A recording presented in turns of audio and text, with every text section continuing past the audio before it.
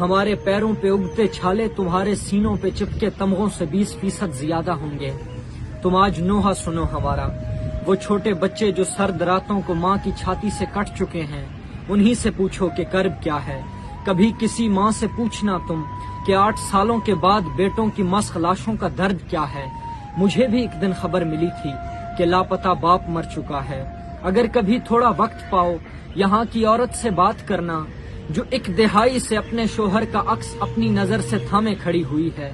میرے معزز عظیم منصف، تم ان کے بیٹوں سے پوچھ لینا جو اس سے پہلے تو کربل پہ سینہ زن تھے، اب اپنے والد کو رو رہے ہیں۔ ہمارے گھر میں ہمارے مردوں کے اتنے لاشیں پڑے ہوئے ہیں کہ ان کی میت کو کندھا دینے کو صرف عورت بچی ہوئی ہے۔ تم ایک لمحے کو یاد کر لو وہ سارا منظر، یزیدی لشکر کے ساتھ زینب دمشق و کوفہ کی سمت دامن بچا کے روتے ہوئے گئی تھی، مگر مخالف جو اب بھی ڈٹ کر یہ کہہ رہا ہے وہ کربلا تھا، یہ برملا ہے، تو یاد رکھنا تمہارے بوٹوں سے اڑتی مٹی تمہارے چہروں پہ خاک ہوگی۔ مجھے تو ان سے کوئی بھی شکوہ نہیں ہے لوگوں کہ ان کی خصلت ہے ایسا کرنا، مگر کہاں ہے وہ لال پرچم جو مارکس وشنو کو مانتے ہیں؟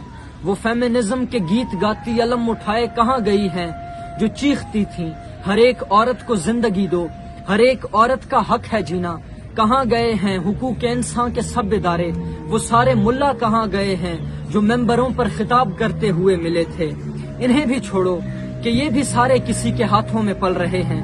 میرے معزز عظیم منصف، یہ ساری روداد ہے ہماری، اگر وہ اب بھی نہیں رکے تو تم ان سے کہنا وہ کہہ رہی تھی تمہاری بندوق کچھ نہیں ہے میرے بلند حوصلے کے آگے۔ یہ بات کرتے ہی اس نہتی جوان لڑکی کا سر بدن سے جدا ملا تھا۔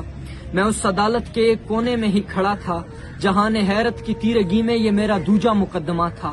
یاس اٹھائے کھڑا ہوا تھا کہ اب خدا کی نگاہ دیکھے گی جبر ہم پر، مگر وہ کیا ہے، خدا کچھ اپنے ضروری کاموں سے اب کے مصروف ہو چکا تھا۔